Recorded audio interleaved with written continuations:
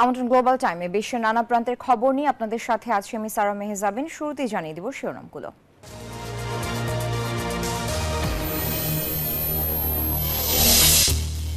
হামাসকে শনিবারের মধ্যে জিম্মি মুক্তির সময় বেঁধে দিল ইসরায়েল। শর্ত না মানলে অস্ত্রবিরতি চুক্তি বাতিলের হুমকি, পশ্চিম তীরে নারকীয় তাণ্ডব। আবার ইউক্রেনের রাজধানী কিয়েভে রুশ হামলা, প্রাণহানি এক, শহর জুড়ে একাধিক স্থানে অগ্নিকাণ্ড। যুদ্ধ দ্রুত থামানোর চাপ ট্রাম্পের। ট্রাম্প ক্ষমতা গ্রহণের পর তাইওয়ান প্রণালীতে মার্কিন নৌবাহিনীর জোড়া জাহাজ, ক্ষুব্ধ চীন, নিরাপত্তা ঝুঁকি বৃদ্ধির শঙ্কা বেইজিংয়ের।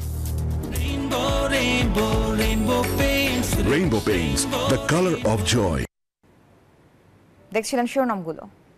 শব্দের আরেক নাম, একদম ইউনিক স্ট্রাকচারাল ডিজাইনের কসমিক ডোর। এর ওয়াল থিকনেস ও রিপ থিকনেস বেশি থাকা থেকে 50 বছরেরও বেশি। কসমিক ডোর, নিশ্চিন্তে 50 বছর। এবার বিস্তারিত। আগামী শনিবারের মধ্যে ইসরায়েলি জিম্মিরা মুক্তি না পেলে বাতিল হয়ে যাবে গাজার যুদ্ধবিরতি চুক্তি। মঙ্গলবার এমন হুঁশিয়ারি বার্তা দিয়েছে ইসরায়েল। এরই মধ্যে গাজা নিয়ন্ত্রণে নেয়ার পরিকল্পনায় অনড় থাকার ইঙ্গিত দিয়েছেন মার্কিন প্রেসিডেন্ট ডোনাল্ড ট্রাম্প। এদিকে উপত্যকাটিতে নতুন করে সংঘাত এড়ানোর আহ্বান জানিয়েছে জাতিসংঘ। আবারও অনিশ্চয়তায় ফিলিস্তিনের গাজা উপত্যকার ভবিষ্যৎ। ইসরায়েলের বিরুদ্ধে যুদ্ধবিরতি চুক্তি লঙ্ঘনের অভিযোগ এনে অনির্দিষ্টকালের জন্য ইসরায়েলি জিম্মি মুক্তি স্থগিত করে হামাস, আর তারপরেই বাধল বিপত্তি। এবার জিম্মি মুক্তির জন্য ফিলিস্তিনের স্বাধীনতাকামী সংগঠনটিকে চূড়ান্ত সময় বেঁধে দিল দখলদার ইসরায়েল।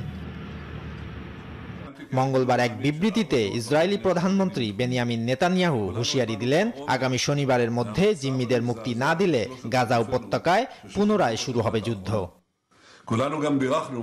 রাজনৈতিক নিরাপত্তা মন্ত্রিসভার সঙ্গে 4 ঘন্টার একটি দীর্ঘ বৈঠক করেছি আমি। আগামী শনিবার দুপুরের মধ্যে আমাদের জিম্মিদের মুক্তির জন্য মার্কিন প্রেসিডেন্ট ডোনাল্ড ট্রাম্পের আহ্বানকে স্বাগত জানাই। এরই মধ্যে মঙ্গলবার যুক্তরাষ্ট্রের হোয়াইট হাউসের বৈঠকে গাজা থেকে ফিলিস্তিনিদের সরিয়ে নিতে জর্ডানের বাদশাহ দ্বিতীয় আবদুল্লাহকে চাপ দেন মার্কিন প্রেসিডেন্ট ট্রাম্প। ইঙ্গিত দেন গাজা মার্কিন নিয়ন্ত্রণে নেয়া ও উপত্যকাটির বাসিন্দাদের স্থায়ীভাবে সরানোর পরিকল্পনা থেকে সরবেন না তিনি। তবে ট্রাম্পের চাপকে দৃঢ়ভাবে উপেক্ষা করেন বাদশাহ। এদিকে যে কোনো মূল্যে গাজায় সংঘাত পুনরায় শুরু হওয়ার ঠেকানোর আহ্বান জানিয়েছেন জাতিসংঘ মহাসচিব Antonio Guterres. Desk report, news 24। এই যে আমার ব্যাংক আরএফএল গ্যাস স্টোভ, এর সায়েন্টিফিক নজল আর ব্রাশ বার্নার তাপকে সমানভাবে ছড়িয়ে খরচ বাঁচায় 25%। আরএফএল গ্যাস স্টোভ নিরাপদ ও গ্যাস সাশ্রয়ী। 304 ফুড গ্রেড স্টেইনলেস স্টিলে তৈরি, যা নিশ্চিত করে জংবিহীন সিঙ্কের আজীবন নিশ্চয়তা। আরএফএল কিচেন সিঙ্ক, স্বাস্থ্যকর কিচেনের চিরস্থায়ী সমাধান। যুদ্ধবিধ্বস্ত গাজা পুনর্গঠনে প্রয়োজন হবে $53 বিলিয়ন। জাতিসংঘের একটি রিপোর্টে এই তথ্য উঠে এসেছে।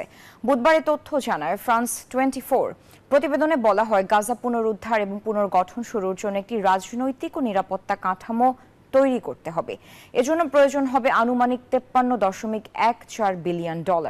এর মধ্যে প্রথম 3 বছরে $20.56 বিলিয়ন প্রয়োজন বলে ধারণা করা হয়েছে।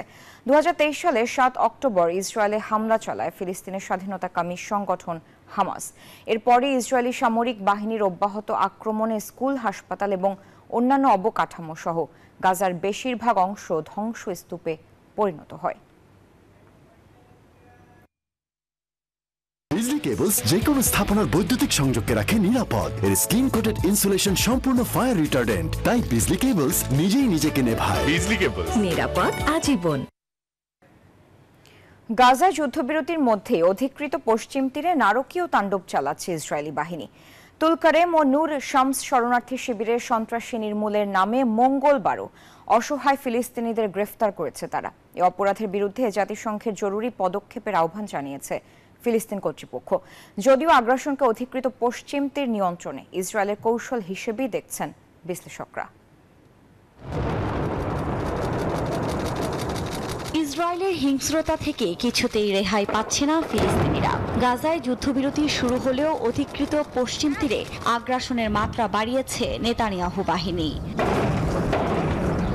মঙ্গলবারও তুলকারেম, নূর শামস, আরুফ শরণার্থী শিবিরে সন্ত্রাসী নির্মূলের নামে অভিযান চালায় তারা। এ সময় বেশ কয়েকজনকে আটক করে নিয়ে যায় জায়ানবাদীরা। গণমাধ্যমের তথ্য বলছে, গাজায় যুদ্ধবিরতি শুরুর পর ঘোষণা দিয়ে সবচেয়ে বড় অভিযান শুরু করে ইসরায়েল। একে 2003 সালের পর সবচেয়ে বড় অভিযান বলা হচ্ছে। অল্প কয়েকদিনের ব্যবধানে শতাধিক ফিলিস্তিনিকে গ্রেফতারও করা হয়েছে। মাটির সঙ্গে গুঁড়িয়ে দেওয়া হচ্ছে রাস্তাঘাট, ঘরবাড়ি। প্রাণ হারিয়েছেন অনেকে। এদিকে পশ্চিম তীরে ইসরায়েল যে অভিযান চালাচ্ছে, এ অপরাধের বিরুদ্ধে জাতিসংঘের জরুরি পদক্ষেপের আহ্বান জানিয়েছে ফিলিস্তিনের পররাষ্ট্র মন্ত্রণালয়। এসবের মধ্যে প্রশ্ন উঠেছে, হঠাৎ কেন পশ্চিম তীরের দিকে নজর পড়ল নেতানিয়াহুর। রামাল্লায় আরব আমেরিকান ইউনিভার্সিটির আমজাদ আবু এল ইজের মতে, অধিকৃত পশ্চিম তীরের সমস্ত শরণার্থী শিবির নিয়ন্ত্রণে নিতেই এই অভিযান পরিচালনা করছে ইসরায়েল। এই শিবিরগুলোকে ফিলিস্তিনি প্রতিরোধের কেন্দ্র হিসেবে বিবেচনা করা হয়। তাই নতুন করে হামাসের মতো কোনো সংগঠন যেন তৈরি না হতে পারে, সেই লক্ষ্যেই এগিয়ে যাচ্ছে নেতানিয়াহু। আফরিন মৌ, নিউজ 24। ইউক্রেনের রাজধানী কিয়েভে মঙ্গলবার রাশিয়ার ক্ষেপণাস্ত্র হামলায় অন্তত একজন নিহত এবং 3 জন আহত হয়েছেন। কিয়েভের সামরিক প্রশাসন জানিয়েছে, হামলায় একাধিক আবাসিক ও অনাবাসিক ভবনে অগ্নিকাণ্ডের ঘটনা ঘটেছে। হামলা শুরুর সময় বিমান হামলা সতর্কতা জারি করা হয়। কোন ধরনের ক্ষেপণাস্ত্র ব্যবহার করা হয়েছে তা তাদের কাছে স্পষ্ট নয়। এদিকে অবিলম্বে রাশিয়া ইউক্রেন যুদ্ধ থামাতে সংশ্লিষ্ট পক্ষগুলোকে চাপ দিচ্ছেন মার্কিন প্রেসিডেন্ট ডোনাল্ড ট্রাম্প। তিনি জানিয়েছেন, খুব শিগগিরই দেশ দুটির জন্য তার বিশেষ দূত কিথ কেলগ ইউক্রেন যাচ্ছেন। আরও জানান, চলতি সপ্তাহে ইউক্রেনের প্রেসিডেন্ট ভলোদিমির জেলেনস্কির সাথে কথা বলবেন।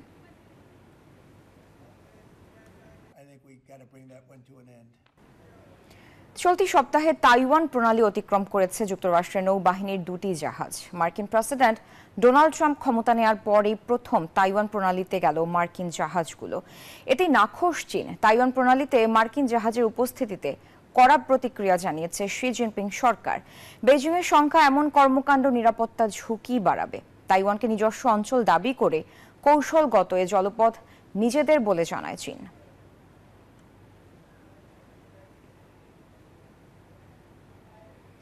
ভারতের সেনাবাহিনীকে অবমাননা করে মন্তব্য করার অভিযোগে দেশটির বিরোধী দলীয় নেতা রাহুল গান্ধীকে তলব করেছেন উত্তরপ্রদেশের রাজধানী লখনৌয়ের এমপি এমএলএ আদালত। এরই মধ্যে তাকে তলবের নোটিশও পাঠানো হয়েছে। শুধু এমপি এবং বিধায়কদের মামলার বিচার হয় লখনৌয়ের ওই আদালতটিতে। রাহুলকে পাঠানো নোটিশে বলা হয়েছে, আগামী মার্চের শেষ সপ্তাহের যে কোনো দিন তাকে আদালতে হাজির হতে হবে। মামলার অভিযোগপত্র অনুসারে 2022 সালের ডিসেম্বরে কংগ্রেসের ভারত জোড়ো কর্মসূচি চলাকালে এক জনসভায় রাহুল মন্তব্য করেছিলেন, অরুণাচল প্রদেশে ভারতীয় সেনাদের চীনের সেনারা মারধর করছে। একজন দায়িত্বশীল রাজনীতিবিদ এবং জনপ্রতিনিধির এমন মন্তব্য ভারতের সেনাবাহিনীর মর্যাদাকে ক্ষুণ্ণ করেছে বলে অভিযোগপত্রে লেখা হয়েছে।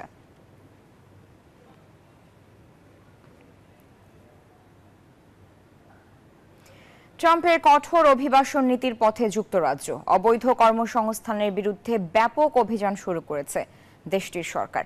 অভিযানে টার্গেট করা হয়েছে রেস্তোরাঁ, bar, departmental store, takeaway, car wash এবং খাদ্য পানীয় ও তামাক শিল্প। ব্রিটিশ স্বরাষ্ট্রমন্ত্রী ইভেট কুপার এই অভিযানের তদারকি করছেন। এদিকে পর্যবেক্ষকরা বলছেন, যুক্তরাজ্যে বিভিন্ন খাত, বিশেষ করে অভিবাসন নীতিতে সংস্কারের দাবি জনপ্রিয়তা পাওয়ায় প্রধানমন্ত্রী কিয়ার স্টারমার তার সরকারকে অবৈধ অভিবাসনের বিরুদ্ধে কঠোর তা প্রমাণ করতে যাচ্ছেন। ক্ষমতায় বসার আগে থেকেই অভিবাসীদের তাড়াতে মরিয়া হয়ে ওঠেন মার্কিন প্রেসিডেন্ট ডোনাল্ড ট্রাম্প। এরপর মসনদে বসে একের পর এক জারি করেন নির্বাহী আদেশ। এতে বিপাকে পড়েন অবৈধভাবে বসবাসরত বাসিন্দারা। এবার অবৈধ কর্মসংস্থানের বিরুদ্ধে ব্যাপক অভিযান শুরু করেছে যুক্তরাজ্য সরকার। ব্রিটিশ স্বরাষ্ট্রমন্ত্রী ইভেট কুপার এই অভিযানের তদারকি করছেন। কুপারের অফিস জানিয়েছে, তারা অবৈধভাবে যুক্তরাজ্যে প্রবেশের বিষয়ে মানুষকে নিরুৎসাহিত করার জন্য নতুন আন্তর্জাতিক প্রচার অভিযান চালু করেছে। রেস্তোরাঁ, টেকওয়ে, ক্যাফে এবং খাদ্য পানীয়, তামাক শিল্প, অবৈধ কর্মসংস্থানের বিরুদ্ধে ব্যাপক অভিযান চালানো হচ্ছে। শুধু উত্তর ইংল্যান্ডের হাম্বারসাইডের একটি ভারতীয় রেস্তোরাঁয় চালানো অভিযানে 7 জনকে গ্রেফতার করা হয়েছে এবং 4 জনকে আটক করা হয়েছে। চলতি বছর জানুয়ারি মাসে গ্রেফতার হয়েছে 609 জন। এই অভিযান এমন এক সময়ে চালানো হচ্ছে যখন লেবার পার্টি সীমান্ত সুরক্ষা, আশ্রয় ও অভিবাসন বিল সংসদে দ্বিতীয়বারের জন্য উত্থাপিত হচ্ছে। এই বিল আইন প্রয়োগকারী সংস্থাকে আরো কার্যকরীভাবে অপরাধী সংগঠনের বিরুদ্ধে আগে ভাগে ব্যবস্থা নেওয়ার ক্ষমতা দিবে। এদিকে পর্যবেক্ষকরা বলছেন, যুক্তরাজ্যে বিভিন্ন খাত, বিশেষ করে অভিবাসন নীতিতে সংস্কারের দাবি জনপ্রিয়তা পাওয়ায় প্রধানমন্ত্রী কিয়ার স্টারমার তার সরকার অবৈধ অভিবাসনের বিরুদ্ধে কঠোর তা প্রমাণ করতে চাচ্ছেন। লেবার পার্টি জানিয়েছে তাদের দায়িত্ব গ্রহণের পর থেকে প্রায় 19,000 বিদেশি অপরাধী ও অবৈধ অভিবাসীকে দেশ থেকে বহিষ্কার করা হয়েছে। চন্দ্রা, নিউজ 24। গ্লোবাল টাইমের সময় হলো একটি বিরতি। ফিরছি আরো খবর নিয়ে, সাথেই থাকুন।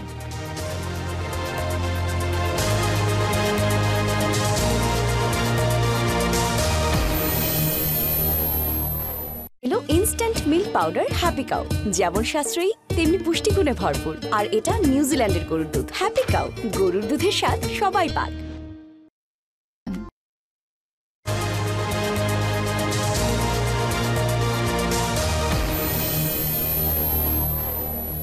আমন্ত্রণ আরেকবার গ্লোবাল টাইমে।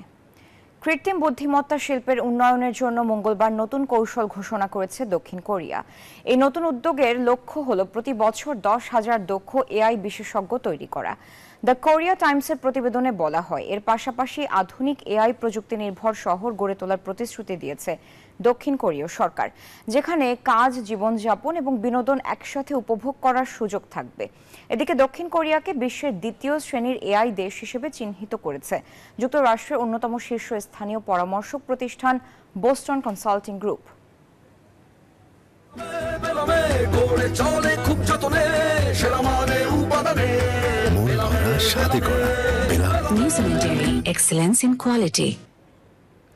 ইয়েমেনের রাজধানী সানায় ধীরে ধীরে ফেরত আসতে শুরু করেছে শিল্পকর্মের চর্চা। দেশটির একটি গ্যালারিতে প্রদর্শিত হয়েছে দেশের শীর্ষস্থানীয় চিত্রশিল্পী মাজেদ আল হামদানির চিত্রকর্ম, যেখানে ফুটিয়ে তোলা হয় জনগণের দৃঢ়তা, অনুভূতি, আশা এবং মানবতার গল্প। অর্থাৎ চিত্রকর্মের মূল লক্ষ্য ইয়েমেনের পরিচয়কে তুলে ধরা। প্রদর্শনীতে 5টি বিভাগে ভাগ করা হয়েছে, যেখানে 120টিরও বেশি চিত্রকর্ম প্রদর্শিত হয়েছে। গাড়িটা আমার প্রেজেন্ট, আমার ফিউচার, আমার হ্যাপি লাইফ। আইডিএলসি আমার ফাইন্যান্সিয়াল পার্টনার বলেই কার লোন আমার কাছে লাইফ ইনভেস্টমেন্ট। রোমের বেলুন মিউজিয়ামে শুরু হয়েছে এক অনন্য প্রদর্শনী, যেন এক কল্পনার জগৎ। নানা রঙের বেলুন, আলো আর অভিনব শিল্পকর্ম ভরা এই প্রদর্শনী দর্শনার্থীদের জন্য নিয়ে এসেছে এক অন্যরকম অভিজ্ঞতা। ছোট বড় সবাই মুগ্ধ বেলুনের দুনিয়ায়।